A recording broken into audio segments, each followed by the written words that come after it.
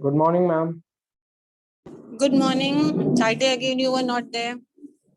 So whatever part is done, someday you are there, someday Snehal is there, someday Anushri is there. So you people keep missing little, huh? Anyways, let me show you what we did that day.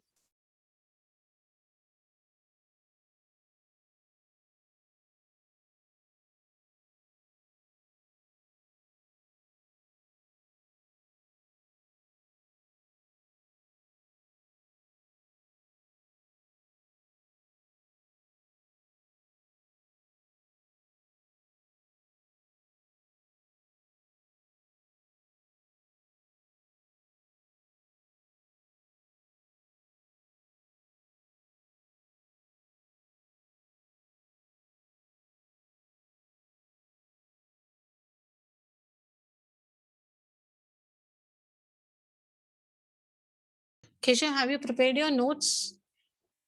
Snehal was posting, I told her to post everything on the group so that those who are absent or could not attend classes, they could finish their notes. Are your notes done?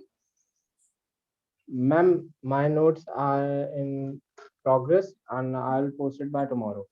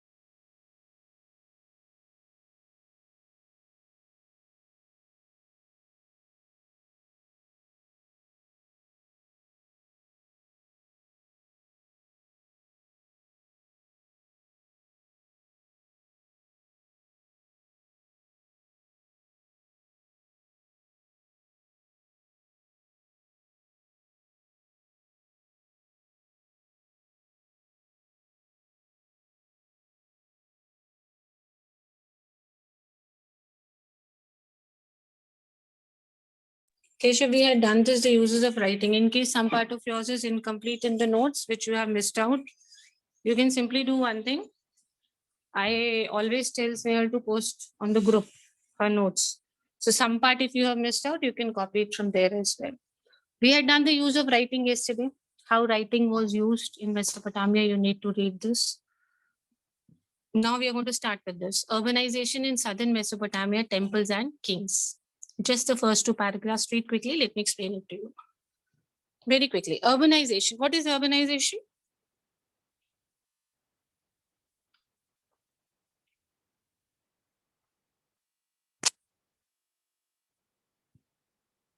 I think there is some network issues towards your side, Keshav, right?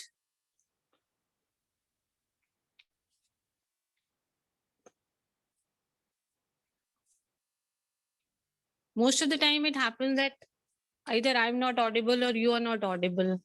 So I think there are some network issues towards where you live. So I was asking you, which area do you live? At the Stadium Road, Sanjay Nagar. Then there should be no problem. But most of the time I've seen there are network issues.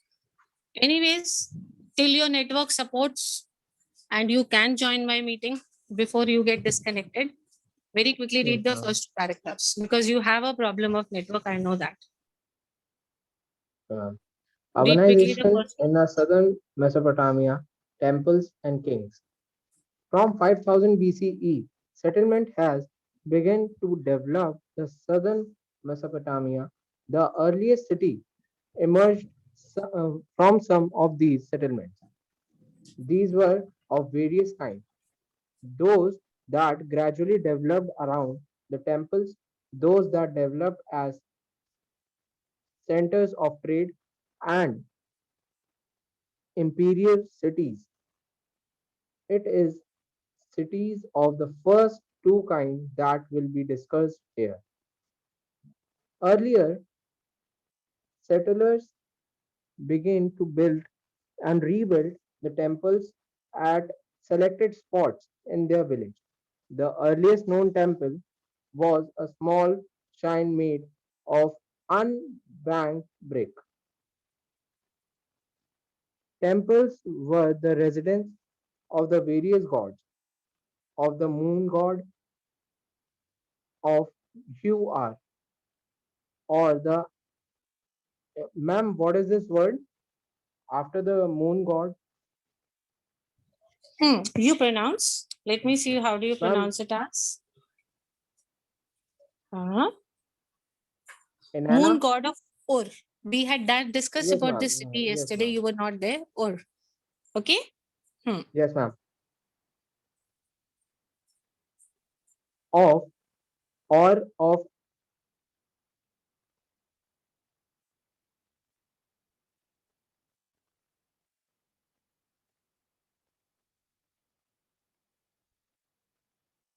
Ma'am, it's Inanna, right? Yes. Good. Inanna of Inanna. goddess. Inanna of goddess of love and war.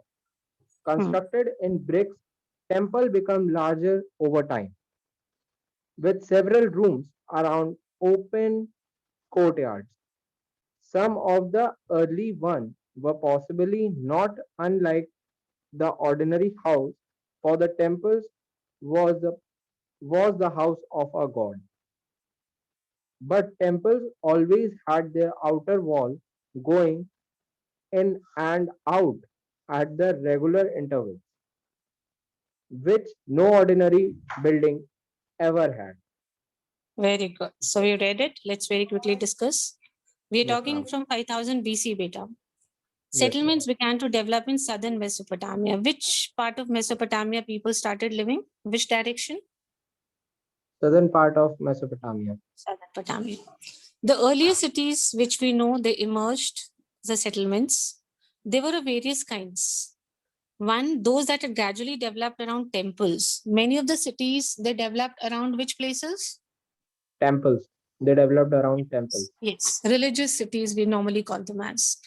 Those Yes, that ma'am. developed as centers of trade, there were more types of cities, which basically developed so much because over there we had a lot of business, lot of trade cities. What did we call them as? Trade cities. And the third were the imperial cities, the cities where the king lived and he had his army and all the administration was carried out from there. So we had basically three kinds of cities. Some cities developed because we had temples, some because of trade and business, and some were the imperial cities. It is that the cities are the first two kinds that we are going to discuss. That means we are going to discuss about the cities which developed around temples and which Around cities? trade centers. Around Yes, trade centers. very good. All the earlier settlers, we don't know whom they were, where they came from, but all the people who settled there, they began to build and rebuild the temples in the villages. Wherever they were living, they started building temples or rebuilding the temples if the temples were old. The earliest known temple was a small shrine which was made up of unbaked bricks. What are unbaked bricks, Keshav? Ma'am, unbaked bricks, which are, ma'am, soft bricks. Yes, very good. Which are not heated, they're softer Yes, ones. ma'am. So the Yes. earlier temples were made up of these kind of, that is unbaked bricks. And it was believed that temples are houses or residence of gods, mainly moon god. When we talk about Ur city, they believe that this was a residence of Ur god. If there was another goddess they talked about, Inanna. What is the name of the goddess? Inanna. Yes. Now, later, constructed in brick temples became larger over time. Earlier, we had very small temples, but now, when big temples were made, these temples were larger. They had several rooms and open courtyards. Now, the temple is becoming a bigger place. The new temples which are being made was not a single room. They had how many rooms? There are several rooms and open courtyards. Yes. Some of the early ones were possibly not unlike the ordinary house, for the temple was a house of a god. So they started making such big temples, many rooms, open spaces, open gardens, because they believe that temples are what? God. Residence of God. God, house of a god. So God also needs many Yes, ma'am. rooms. But temples always had their outer walls going in and out at regular intervals, which no ordinary building ever had. So, how to differentiate that this is somebody's house or God's house? They took an idea. What was the idea? That the outer walls were made in a very different style, in and out, something like circle, semicircle. Okay, when you draw a semicircle, you come back Yes, ma'am.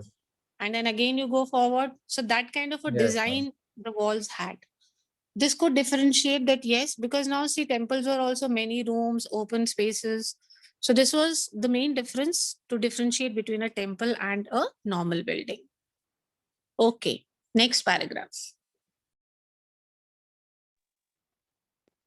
The god was the focus of worship. To him and her, people brought grain, curd, and fish. The floors of some earlier temples had thick layer of fish bones. The the god was also the theoretical owner of the agricultural field and fisheries, and the the herds of the local communities. In the in time, the the processing of produce, for example, oil, pressing, grain, grain, grain grinding, spinning, and weaving of the production at the level no weaving of woolen clothes was also done in the temple. Organizer of the production at a level above the household, employ, employers of merchants and keepers of written records of distribution and allotment of grains, plucked animal, bread, beer, fish, etc. The temple gradually developed it, its activities and become the main urban institution. But there Very was good. also another factor on the scene. Okay, now let us discuss this very quickly. Basically, God was Yes, the ma'am. focus of worship. Everybody, when they were worshipping, they were focusing on God only. Everybody was focused on God. God.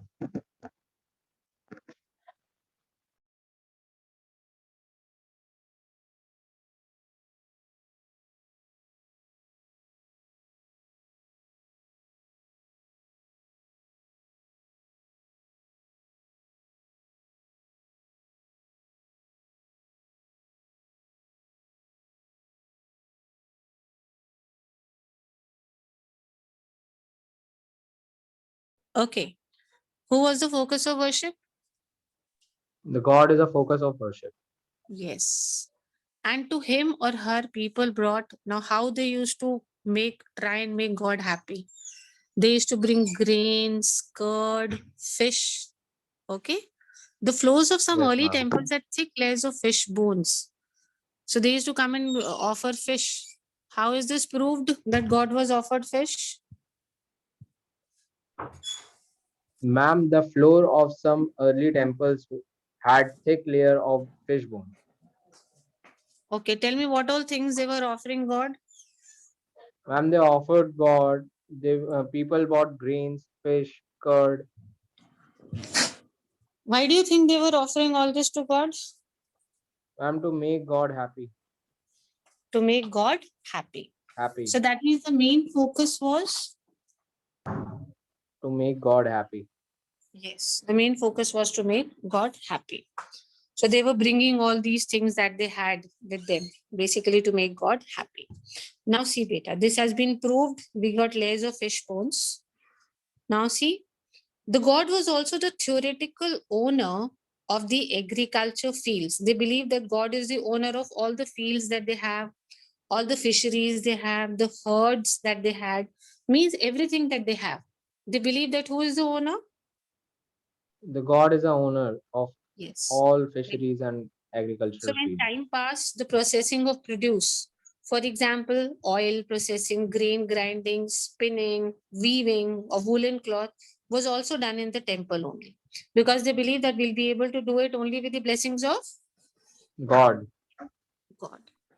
organizer of production at a level above the household, employer of merchants and keepers of written records of distribution and allotment of grain, plough animals, bread, beer, fish, etc. The temple gradually developed its activities and became the main urban institution. But there was another factor on the scene. So it became a very important factor in the urbanization. All the processing activities like making cloth or taking out oil from seeds or maintaining our records, all these things were kept in the temple only. So temple became a very, very important place in the urban culture. Urban culture means we are talking about the cities. We are talking about two types of cities. No? Which cities were there? Religious and? Ma'am, religious and trade. Yes. So basically, they started as religious cities where they generally people started living where they had temples, and then those cities turned into big business centers also because most of the things were being there only. Yes, in spite of natural fertility, let's read this. In spite of natural fertility, agriculture was subject to hazards. The natural outlet channel of the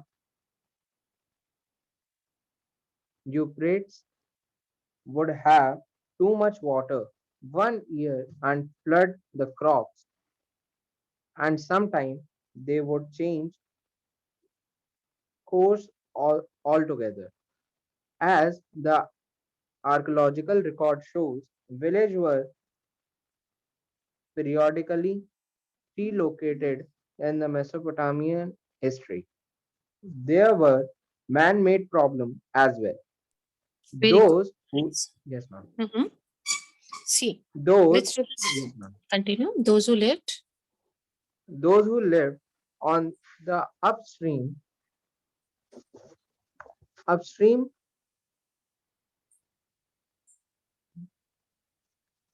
Mhm. stretchers. Yes, stretches. Okay, ma'am. Upstream stretches of the channel could divert so much of water into their fields that that villages downstream were left without water, or they could be neglect to clean out the silt from their stretch of the channel, blocking the flow of water further down. So the early Mesopotamian countryside saw repeated conflict over the land and water. Very good, very good. See now this. In spite of the natural fertility, agriculture was subject to hazards. That time the land was very fertile naturally, but there were some problems. What was the problem?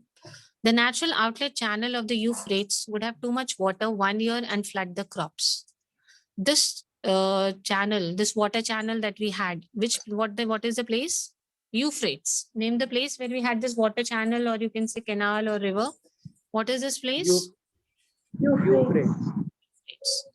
Now there was a lot of problem. First problem was sometimes it used to bring a lot of water and the crops would get flooded. Sometimes they would change course altogether and sometimes they would go into a different direction. So the crops would not get water at all. This was the biggest problem. Already we know that the land was very fertile, but there were certain other problems that these people were facing. First problem, we said that this channel which brought water to the field from Euphrates, sometimes it used to bring too much water, one year supposing. And then the crops used to get Hmm. flooded and spoiled. And next year, what was happening is that it used to change its course, means the direction was changed. The water did not reach at all. So the crops dried up. As the archaeological records show, villages were periodically relocated in Mesopotamian history. This is proof that their villages were relocated. They used to change their location. They kept on changing. The villages, they used to Changes. keep on changing their location. We are talking about which place? Mesopotamia. Mesopotamia. So man-made problems. These are natural problems. This water problem was a natural problem, but there were some problems which were made by man also. Those who lived on the upstream stretches of a channel, supposing there is a river which is coming from a mountain, it is coming down. Now, some people are living in the upper part, that means a little higher. They could divert so much water into the fields that the village downstream were left without water. What they were doing? Supposing you are living in the middle of a hill and I'm living at the base of a hill. So what will you do? On the way, when the water is reaching my field, raste mein, on the way, you will divert the water towards your fields. So will the water reach me? Tell me, will the water reach down? No, ma'am. Yes, it will not reach down, beta. Understand this is a man-made problem. What was happening basically is the people who are living in the upper part diverted a lot of water into the fields. So the village downstream was left without water. Or they could neglect to clean out the silt from the stretch of the channel. Or sometimes what they did, they neglected it, they were careless. They did not clean the silt, the mud which comes down with the water. So this used to block the flow of water further down. So the uphill areas used to get water. But because of the deposition of that wet mud, the silt, the water used to not come down. So people who are living in the downstream area, their crops all dried up.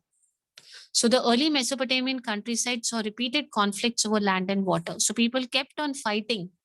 There were a lot of conflicts between land and water, that you have stopped water, you have stopped water. So what was the natural problem that we discussed about? The channel which was coming from?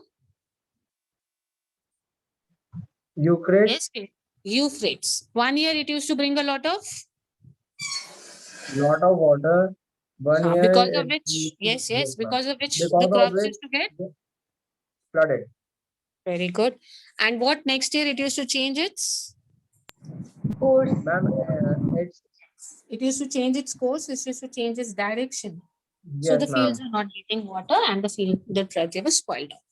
But there were some man-made problems also. This was natural problem. Man-made problem was those people who were living on the upper stretches of the water channel. What they used to do? They used to divert. They used to divert so much water into their fields, Yes. So the people living downstream, were they getting but sufficient left water? without water. No, ma'am. Yes. They were not getting water. This is one carelessness the people did. And second carelessness, what they did is they used to not clean. What they used to not clean, the people in the upper areas? The silt from their stretch of the channel. Yes, the wet mud, the particles which used to come. So they used to get deposited on the way and block the water from reaching down. So again, the same problem. People who are living down, will they get sufficient amount of water? Yes or no? No, ma'am. No. So obviously there were a lot of conflicts. People kept on fighting, arguing because of water and land. You got the reasons why they used to fight, why they had a conflict? Yes, ma'am. Read the next paragraph on your own. Let me discuss it with you. Read on your own, both of you. Now we have reached a stage where people have started fighting for land and water. Earlier, if you remember, when we talked about primitive man, we said there was no private land. All land was everyone's land. Anybody can go and plow and stay there and say that, yes, this is my land. But now see, things are changing. And now we have reached a place, a time when people are ready to kill each other for a piece of land. This is how the primitive man has gradually become the so-called modern man.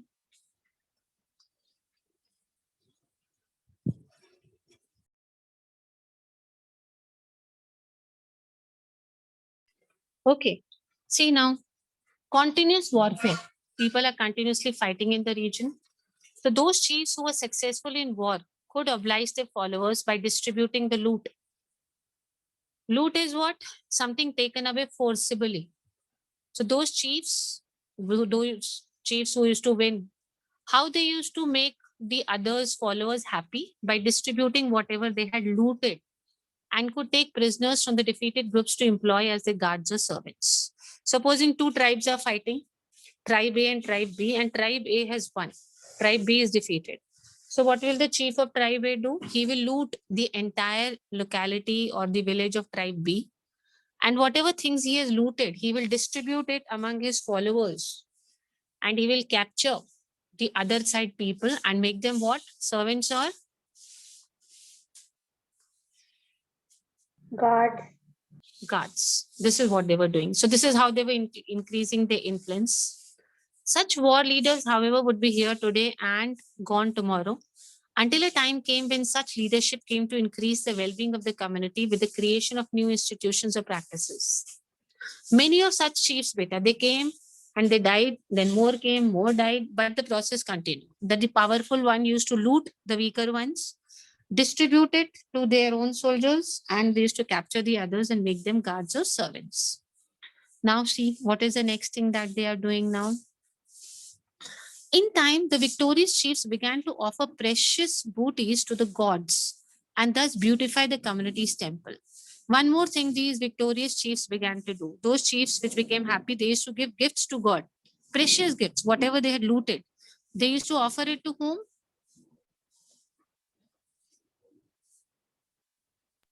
The To Gods. God. Supposing one chief has looted a lot of gold from the other side. So he will offer it to the, whom will he offer it to? God. God. God. That means offer it in the temple. God was where? What was the residence of God? Keshav, we talked about just now.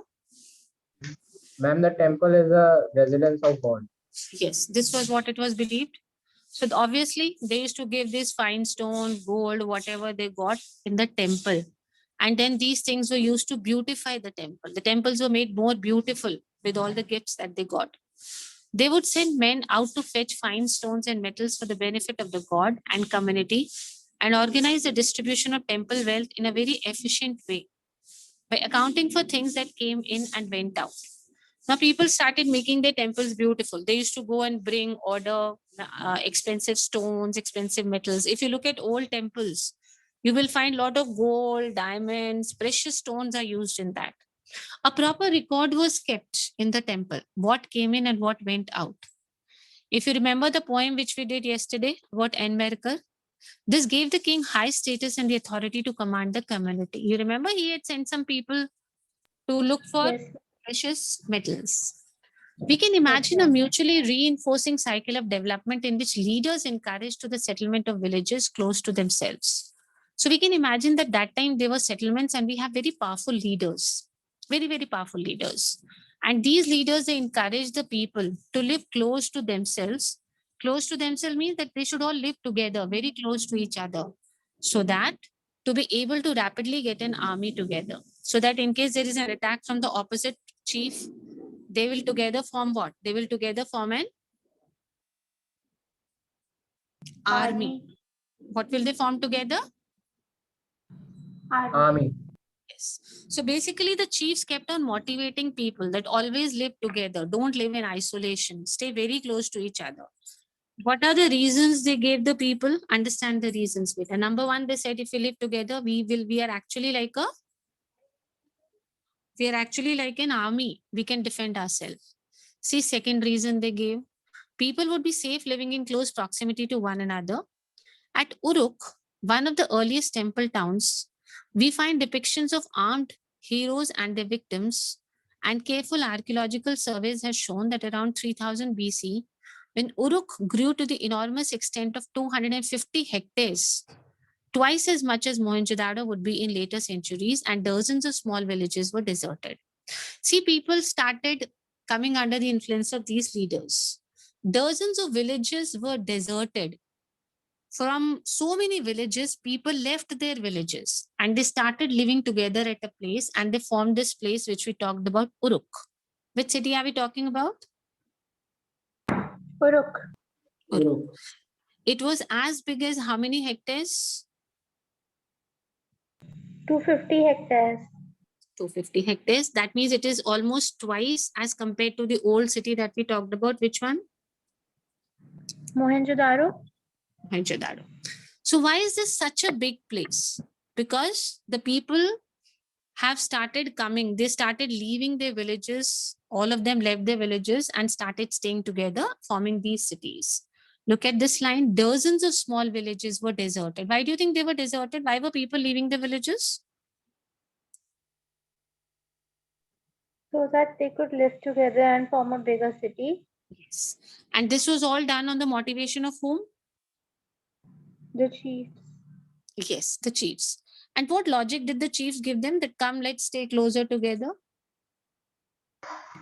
They would be Because we are we- army and we can defend ourselves. Yes, and whenever they there's would going to live be an attack, Yes, very good. We'll be able to attack ourselves. So this was a major population shift. We call it as a population shift because people were earlier more preferably residing in rural areas, in villages. But now the population started deserting their villages and moving on to cities. That is why this shift is known as a major. What is this called as? What kind of a shift is this? Population shift. Yes. Explain, Keshav. Population shift in Uruk.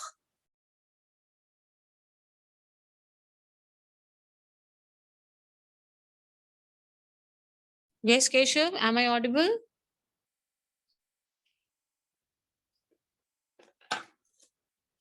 Snail, by the time you explain. The population shift in Europe was that before every person had wanted to live in rural areas without a particular chief, but over the time the chief started convincing the people to come together and live in closer to each other in close-up settlements so that they could form a larger village with everyone living closely to each other. They gave the reasons that they would be able to build an army together rapidly and that everyone would be safe living together in close proximity. Uh, yes, and Uruk also formed one of the largest cities, which extended to about 250 hectares, which was twice as large as Mohenjo-daro. Very good. So people left their villages and they've come and started staying together. They feel safer together when they're staying. See now, it's like a modern colony or a society now. We also prefer to stay in walled society, guarded society, gate society, those societies which have a close boundary wall. That's all what? Because we feel when we stay together, we are safer. See, same thing we had there. Significantly, Uruk also came to have a defensive wall at a very early date. See how well planned they were. After all of them came and settled there, it was a big city. What did they build around the city? The defensive A wall. Defensive wall. So people were all continuously living there from about 4200 BC to 400 CE. And by about 2800 BC, it was expanded to 400 hectares. No need to learn the dates. Just remember that it was earlier how much, what was the size? 250 hectares.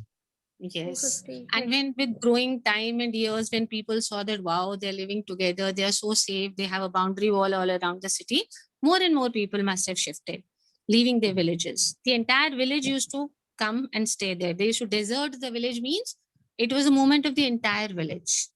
So it expanded now. 250 hectares expanded to 400 400. hectares. 400 hectares. Okay, good, bache. So the city is really expanding now.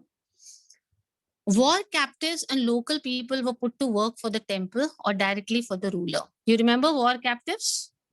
We just talked about. Yes, ma'am. Yes, people captured in the war, prisoners of war kind. And also some poor local people, they work for the temple or they work for the ruler. This, rather than agricultural tax, was compulsory. This was compulsory that whether they are captives or they are local people, they have to work. Either they need to work for the temple or they will be working directly for whom? For the The ruler. chief. Yes, the chief.